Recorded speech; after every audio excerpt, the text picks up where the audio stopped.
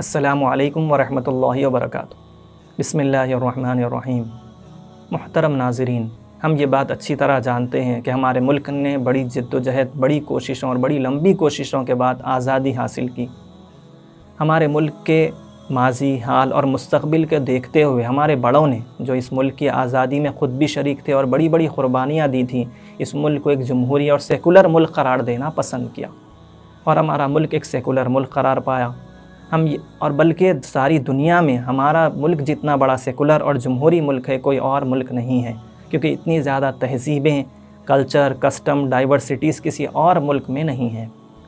لیکن ہم یہ بات بھی جانتے ہیں کہ کسی ملک کو صحیح طور پر ترقی کرنے کے لیے ایک صحیح قانون کی ضرورت پڑتی ہے۔ وہ صحیح قانون بھی ہمارے بڑوں نے جمہوری قانون بنایا۔ 26 جنوری 1950 کو ہمارے ملک نے قانون منظور کیا، جو ہمارے ملک کا کانسٹیٹیوشن آف انڈیا، دستور ہند تھا، جو جمہوری قانون تھا۔ محترم ناظرین، عام طور پر قوانین کے 2 حصے کیے جاتے ہیں، ایک ہے کرمنل کوڈ اور ایک دوسرا ہے سول کوڈ، جس کو کرمنل قوانین اور سول قوانین بھی کہا جاتا ہے۔ کرمنل قوانین کیا ہیں؟ جیسے کہ قتل ہے، چوری ہے، زنا ہے۔ اگر کوئی ہندوستانی شہری، ہمارے ملک کا کوئی شہری اس جرم کو انجام دیتا ہے، تو چاہے وہ کسی بھی مذہب اور قوم سے، علاقے سے، قبیلے سے تعلق رکھتا ہو، اس سب کے لیے جرم کے ثابت ہونے کے بعد ایک ہی سزا ہے۔ اور دوسرا ہے سول قوانین، سول کوڈ، یعنی نکاح، طلاق، بچہ گود لینے، وراثت میں کس کا کتنا حق ہے، ان مسائل میں ہر مذہب والا، ہر قبیلے والا، ہر قوم اور ہر علاقے والا اپنے علاقائی قانون پر عمل کر سکتا ہے۔ یہ ہمارے دستور نے ہمیں حق دیا ہے، جو ہمارے دستور کے آرٹیکل 25 سے 28 تک اس بات کو تفصیلاً بیان کیا گیا ہے۔ محترم ناظرین، لیکن ساتھ ہی ساتھ ہمارے دستور میں یہ بات بھی کہی گئی ہے، جو آرٹیکل نمبر 44 میں بیان کی گئی ہے، کہ حکومتوں کو اس بات کی کوشش کرنی چاہیے کہ اس ملک کے شہریوں کو ایسے قوانین پر لایا جائے جس کے اندر سب برابر ہوں، کسی علاقے، کسی مذہب اور کسی اعتبار سے ان میں کوئی تفریق اور اسپیشیلٹی نہ ہو، یعنی ملک کے قانون میں سب کے سب برابر ہوں۔ اسی کو یونیفارم سول کوڈ، یکساں سول کوڈ بھی کہا جاتا ہے، یعنی پھر ایک بار میں کہہ رہا ہوں کہ تمام قانون میں برابر ہوں۔ محترم ناظرین، اگر دستوری اعتبار سے دیکھیں تو کہا جاتا ہے کہ ہمارے ملک میں صرف گوا ایک ایسی اسٹیٹ ہے جہاں پر یونیفارم سول کوڈ ہے، لیکن اگر ہم حقیقت کے اعتبار سے دیکھیں تو گوا کا سول کوڈ بھی یونیفارم سول کوڈ نہیں ہے، کیونکہ مختلف کمیونٹیز کو یہاں پر بھی مختلف انداز سے ایکسپیکشن حاصل ہے، استثناء حاصل ہے۔ جیسے کہ اگر کسی ہندو مرد کو شادی کے بعد اس کی عمر 25 سال ہو جانے کے باوجود بھی اگر کوئی اولاد نہ ہو تو اس کو دوسری شادی کرنے کا حق حاصل ہے۔ اسی طرح اگر اولاد ہو لیکن صرف لڑکیاں ہوں تو لڑکا حاصل کرنے کے لیے بھی اس کو دوسری شادی کرنے کا اختیار ہے قانوناً، اور یہ صرف ہمارے ملک کے صرف ایک اسٹیٹ گوا کے اندر یہ حق حاصل ہے کہ وہ دوسری شادی قانوناً کر سکتا ہے۔ پتہ چلا کہ گوا کے اندر جو سول کوڈ ہے وہ بھی یونیفارم نہیں ہے، اس کے اندر یونیفارمٹی نہیں ہے، وہ سول کوڈ ہی ہے، یونیفارمٹی اس کے اندر نہیں ہے۔ جب اتنی بات آپ نے سمجھ لی کہ یونیفارم سول کوڈ کس کو کہا جاتا ہے، یعنی ایسا قانون ہو جس کے اندر سب برابر ہوں، تو وہ چیز کس طرح ہو سکتی ہے اور کیوں نہیں ہو سکتی، آگے بھی ہم اس بات کو اب سمجھیں گے۔ سب سے پہلے تو ہمیں یہ سوال ہونا چاہیے کہ جب یونیفارم سول کوڈ ایک فائدے کی چیز ہے اور اگر ہونا چاہیے تو پھر جب ملک آزاد ہوا تھا آج سے 75 سال پہلے، اس کے بعد پھر جب قانون بنا تو جبھی یونیفارم سول کوڈ کیوں نہیں لگا دیا گیا؟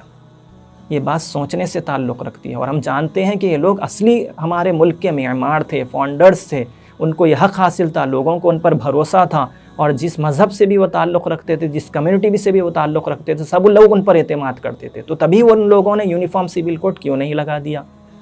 تو یہ بات جاننا چاہیے کہ ان لوگوں کو یہ بات معلوم تھی کہ اس ملک کی خوبصورتی، اس ملک کی بقا، اس ملک کا قائم رہنا اور اس ملک کا بڑا رہنا اور اس کی ترقی اسی کے اندر ہے کہ یہ یونٹی ان ڈائیورسٹی کے ساتھ چلتا رہے،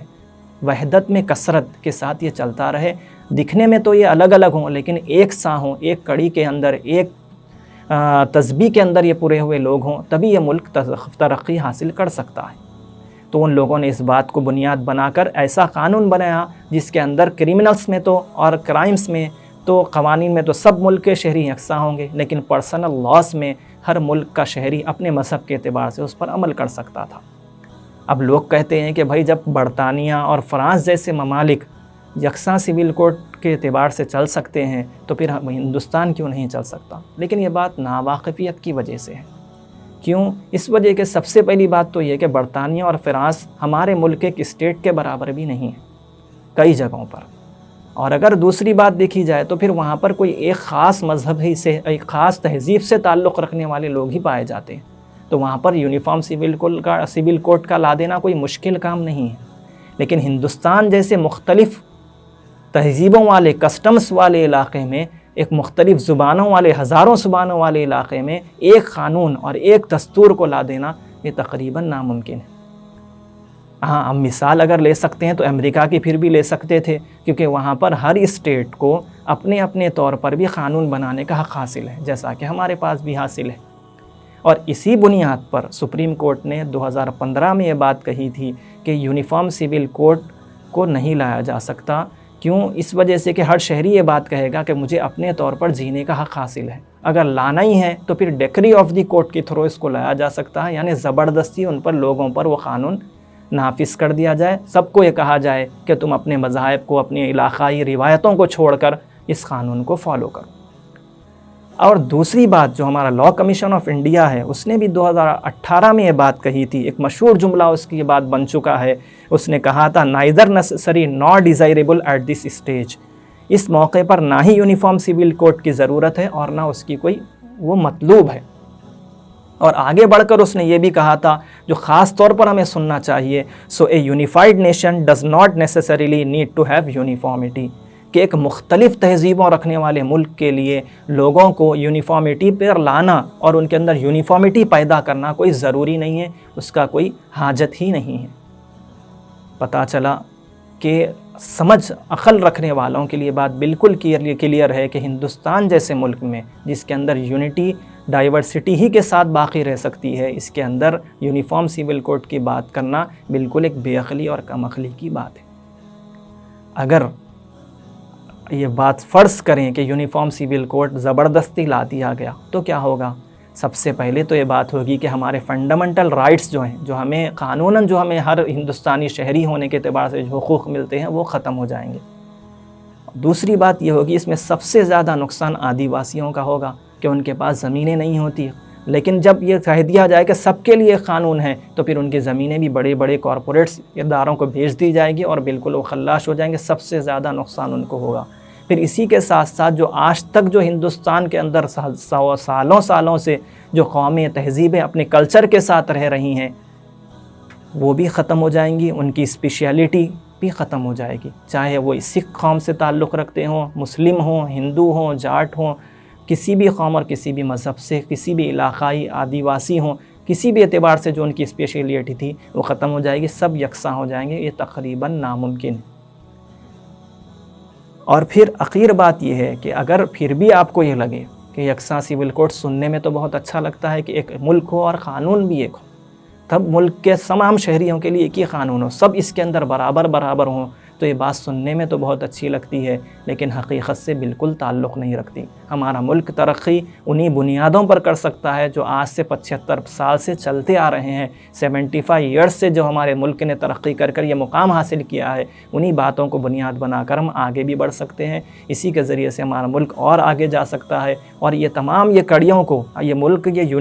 یونٹی ان ڈائیورسٹی، یعنی ایسے پھول ہیں، ہر ایک کا رنگ الگ الگ ہے، ان تمام کو ملانے سے یہ گلدستہ اور ایک باغ بن سکتا ہے۔ صرف ایک رنگ کے پھول سے کوئی باغ نہیں بنتا، سب کو اپنی اپنی جگہ پر رکھنا ہے، سب کی اپنی اپنی جگہ ضرورت ہے، سب کو لے کر چلنا ہے، اسی کے ذریعے سے ہمارا ملک باقی رہ سکتا ہے اور ہمارا ملک ایک بڑا ملک کی حیثیت سے، ایک طاقتور ملک کی حیثیت سے باقی رہ سکتا ہے۔ اللہ تبارک و تعالیٰ ہمیں سمجھنے کی توفیق عطا فرمائے۔ آخر میں درخواست یہ ہے کہ ویڈیو کو لائک کریں، شیئر کریں اور ہمارے چینل زاد مسلم کو سبسکرائب کریں۔ کسی اور ٹاپک پر کوئی اور ویڈیو بننی چاہیے تو کمنٹ سیکشن میں کمنٹس کر کے ضرور بتلائیں۔ جزاکم اللہ خیرا۔